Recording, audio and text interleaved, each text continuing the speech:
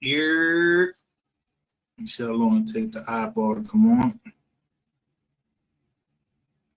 Boom, 6 seconds. So I'm just going to show you the genesis of things again.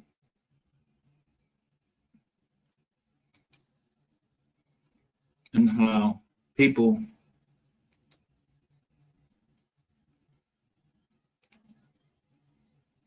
in our communities that ain't into the bullshit that you motherfuckers be into in fucking Dallas. We ain't into all of that bullshit.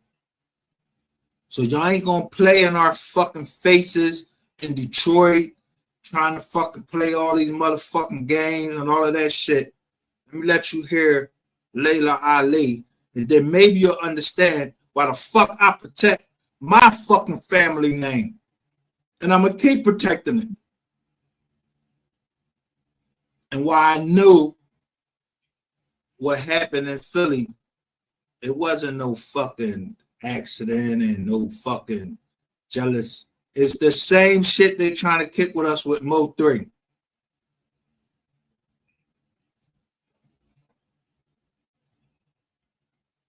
First, I have got to address the lies and the fake narrative that's been created years ago.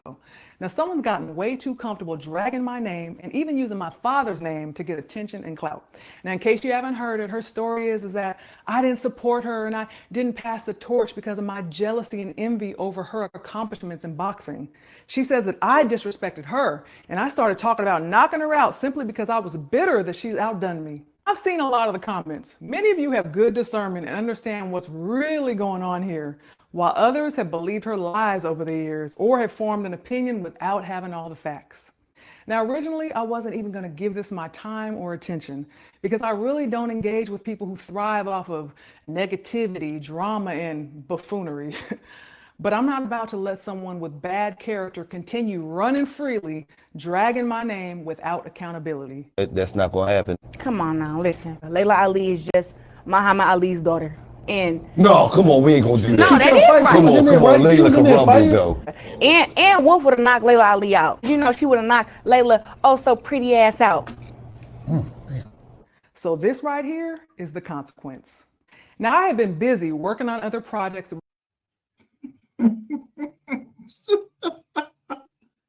I've been busy working on other projects. Y'all just see me here every day. I'm working on other projects too. Somebody trying to be in my business. Yeah, y'all keep sending motherfuckers over here trying to, oh, is he this and he that? Y'all worried about what my name is. Y'all worried about my daughters. Y'all worried about a whole bunch of shit that you need to mind your motherfucking business. How much money I make, that ain't none of your fucking business, you the cops. Yeah, y'all talk too much on this internet. You know what my project has been? To tie everybody up that is involved in the Mo 3 murder. That required all of my time and focus, which is why I'm just now saying something. But honey, I have made the time to address this. So today, the bad guy ain't getting away. Now let's hit rewind because we really need to see what's happened over the years, what got us here. Now I'm not about to do the whole he say, she say thing, so let me show you some receipts. I first met her in 2012 when she was invited on stage to stand next to me when I gave my father his Liberty Medal. At some point, she reached out, started asking me for advice, wanted to know if she should go to the Olympics a second time or go pro. She would also call me and let me know when she was fighting. Now, at the time, I was one of the hosts of We Need to Talk, an all-female sports commentary show that still airs on CBS. I asked the producers if we could do a story on her. They agreed. So I got on a plane, flew to Colorado, and did a full sit-down interview with her. Now, this is just a shortened version of the 6-minute piece that aired on CBS in 2016.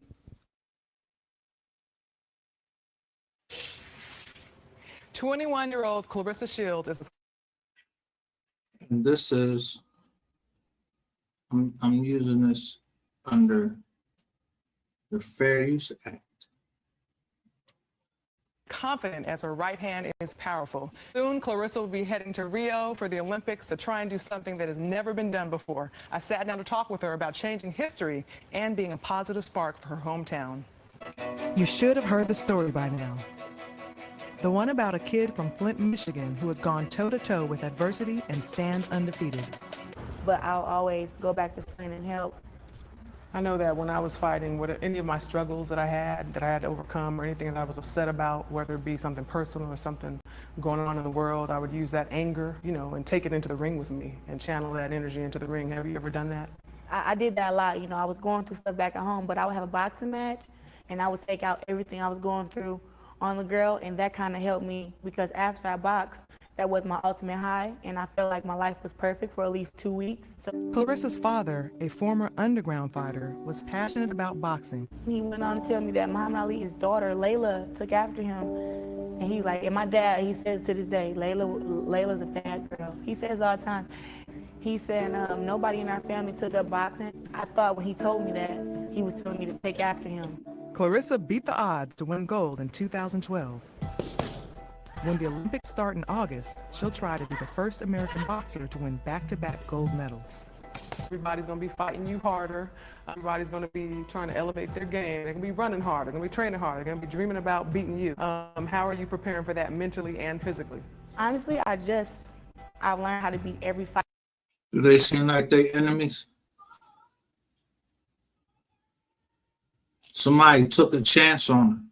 I took a chance on a couple people in the Mo 3 sector, and they took that chance and they squandered it because they just don't believe shit stink until I make them smell that shit. And Layla Ali is making her smell the shit. So Ratchet TV wants to go live. Let me go to my drink.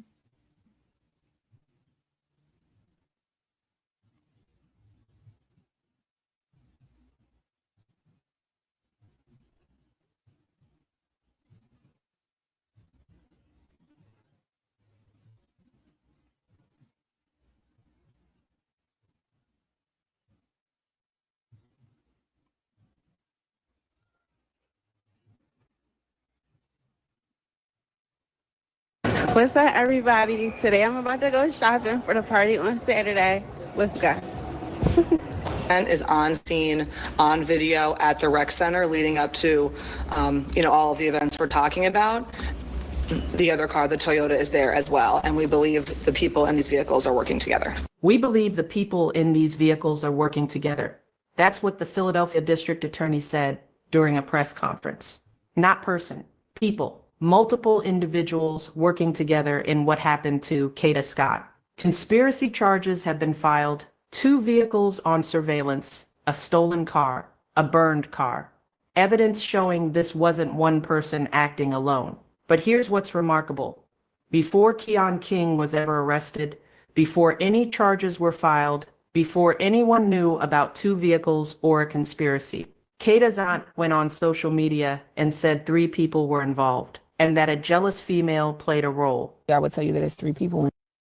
A jealous female. I don't want to hear no more from her. She said she a seer. And I told you, even a clock without no batteries is right 2 times a day. It's still dead. There are human female remains that were found in a shallow grave on the grounds of an abandoned school, and they are believed to be 23-year-old Kata Scott, the Philadelphia woman who has been missing for a couple of days. Based on a tip that came in last night through the night, investigators began the process of following up on that tip this morning, starting around 10 o'clock this morning, following up on that tip. And the tip was very specific that led us back to this location here today. When I heard she had been found, I thought she was found alive, only to find out that it was her remains that had been found. Jeez. But here's the thing, guys. The police had been in that area for almost a week. And from what I recall, she wasn't hidden well, which means they wouldn't have missed her.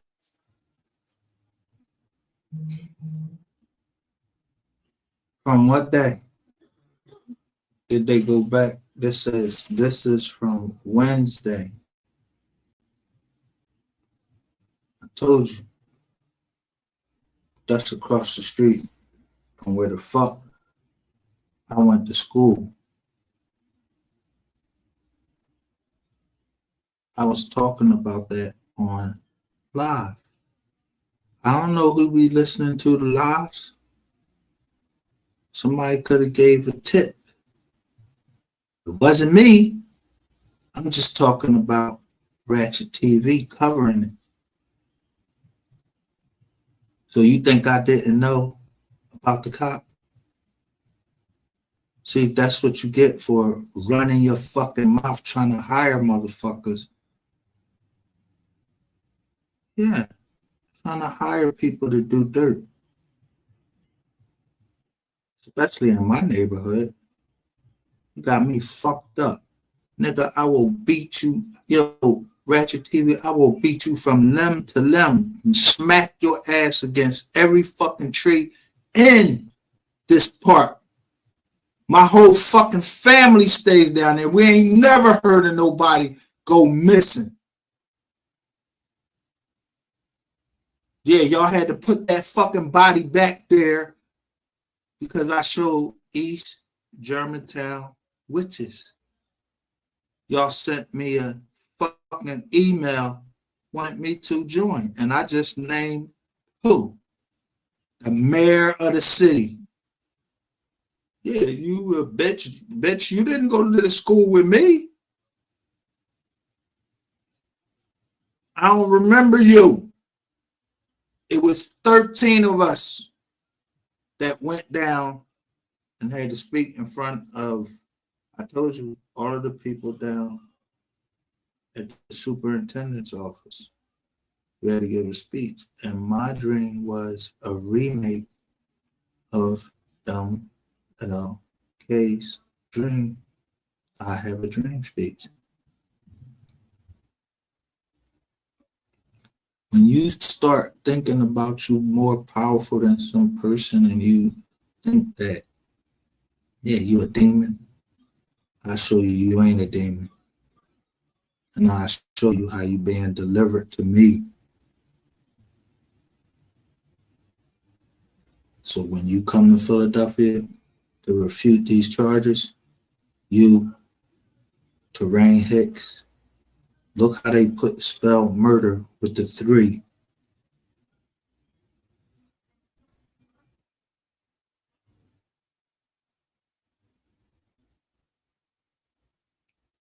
Kiki.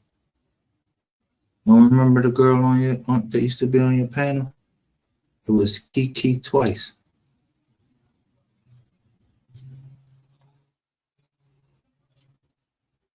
Her if she was there when they did their initial search. You know what this means? Somebody probably had to move that body there and tipped the police. Also, apparently the brother was suspiciously coming out of the nursing home when people were trying to get out. Like, why was her brother coming out of the nursing home while people were trying to go in? Allegedly, the brother also pulled out his bang-bang on them, telling them to get back. And then there's a Gabby that people are also giving the side eye, because she seems to be saying a lot, but also saying nothing at the same time. Honestly, this whole story isn't making any sense, and all these people sporadically calling with tips is hella suspicious. But let's break down everything to the T. Okay, the thing is, Kata was last seen by her mother on October 4th when she was leaving for work at a nearby nursing home. But on that evening, Kata arrived at work, but left prior to her shift's completion. The next day, when she didn't show up, she was reported missing. And the family told police that in the days leading up to her disappearance, she had told them and her friends that someone had been harassing her via phone. Apparently, she was in communication with an individual called Keon King, and that she appeared to meet with him very shortly after she left work on October 4th. After the report, the police actually asked the public's help in locating King's vehicle, a 1999 metallic gold Toyota Camry with a Pennsylvania license plate of MSX0797, which they believe Kata Scott may have been in, and later that day, police confirmed that King's vehicle was found in an apartment lot. They received 2 tips. The first led them to an elementary school where they said they recovered evidence of value, and the second that led them to the vehicle connected to Kata's disappearance. Of course, when the case was reported, people started asking questions because there were things that just didn't make sense. For starters, some of Kata's social media stuff disappeared, and they were not removed by the police because they would obviously want to keep it open to monitor for any activity. The other thing that people found out is that she left her car behind but took her phone, which was strange. And by the way, she never went into details about the nature of the harassment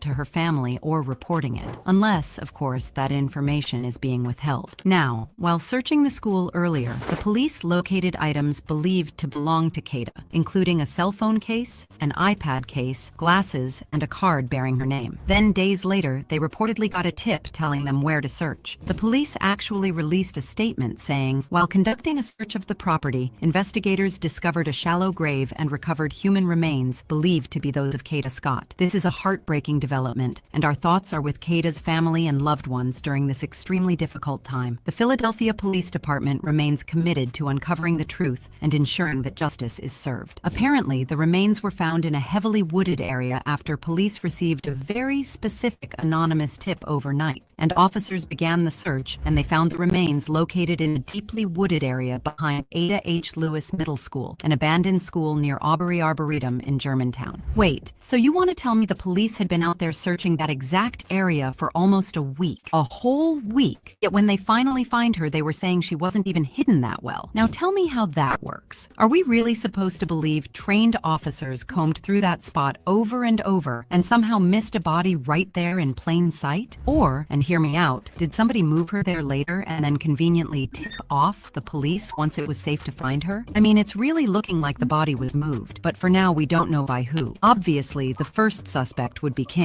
but we have people suspecting that he wasn't working alone, which brings us to an alleged accomplice, Gabby. See, Gabby has been saying so much about Kata's case, including how she knows King, and people are just looking at her like, girl, what exactly do you know? First off, people are pointing out that Gabby's friend allegedly said Kata was dead before the news even broke. Like, how would she know that unless someone told her something? Then when people started questioning her, she started backtracking with this long, let me clear some things up post. This is what she wrote. I'm Gabby, and I want to clear some things up. For one, I did not know Kata personally. I knew her little sister. We were friends when I was growing up, but we grew apart when I was around 11 to 12. Throughout my whole life, me and Kata have probably exchanged 6 words to each other. We were not friends, just neighbors. Second, me and Keon were friends before any of this stuff happened. I had no idea about his past behavior. Before Kata went missing, Keon called me and asked if I knew her because he noticed she lives close to me. I told him that I did know her, but not personally. This was not out of the normal because Keon would usually call me to talk about girls. That was the entire conversation. We were on the phone for 29 seconds. I did not go to the cops about this information because, for one, he had already turned himself in. 2, there was not much to tell. We had a 30-second conversation where he asked me if I knew Kata. 3, y'all know how the streets are. I don't know where y'all are from, but around here, we don't talk to the cops. That's just the way I grew up. My sincerest prayers go out to Kata and her family. I pray she makes a safe return home.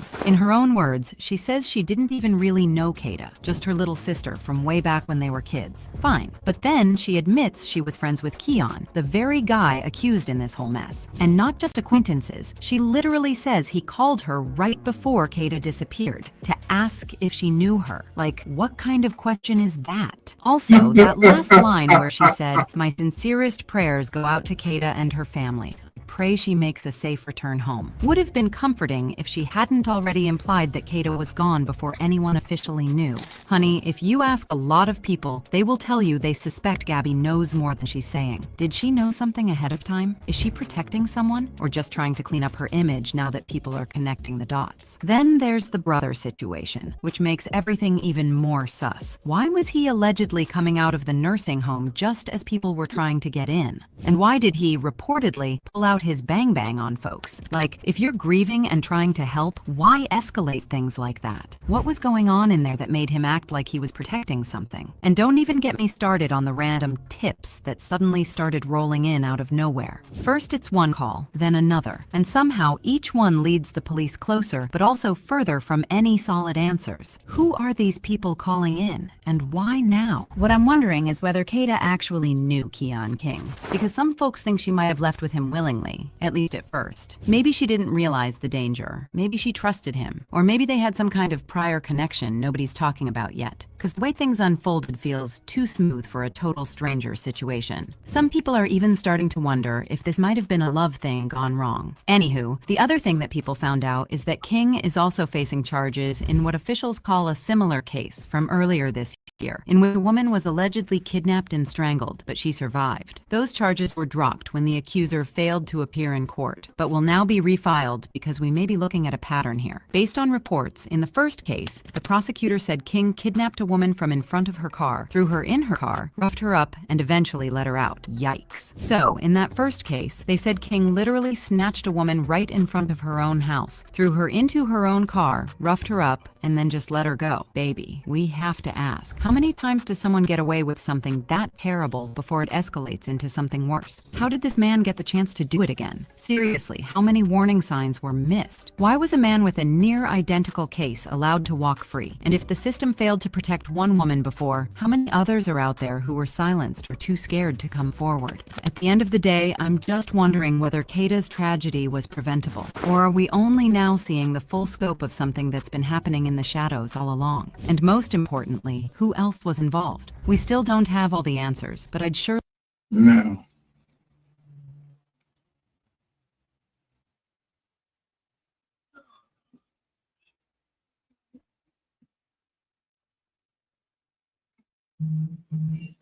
while when I was getting ready to expose you, someone came in my chat, Lola Brown, and says, I'm in love with who? DJ Q and Ratchet TV. Stop fucking playing with me on this internet where your ass find yourself in the trunk. Don't play with me.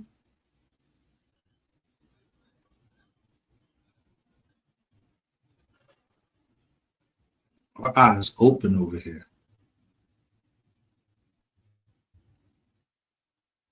Yeah, we ain't wide shut. We wide open. Now, you can't go and be with witches and all these motherfuckers and don't expect to come out scratch.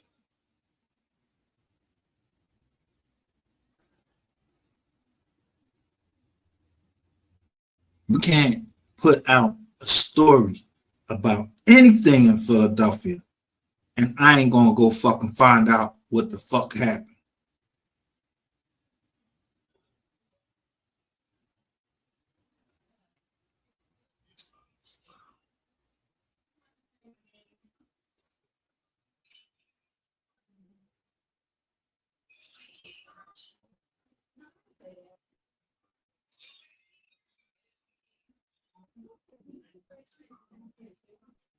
Shout out to my people's age.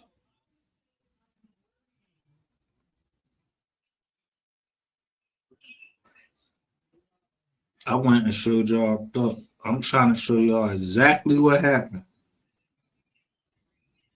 Just the same fucking place, a different fucking angle.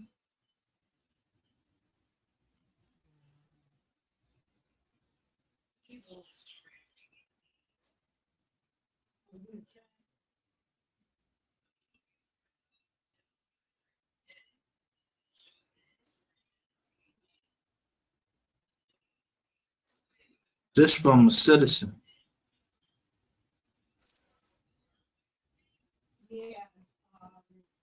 Look, they won't let us play it.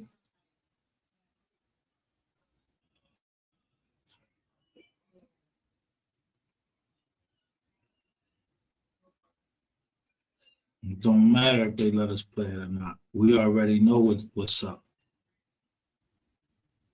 We already know y'all on our jacks. We already know y'all listening to our fucking phone calls, but y'all killing people. And then there is a police officer involved. Y'all niggas is going to jail. I ain't even fucking doing nothing but covering the Mo 3 case. For how long have I been covering the Mo 3 case? If you don't believe shit stink, kiss my ass, just like I told y'all.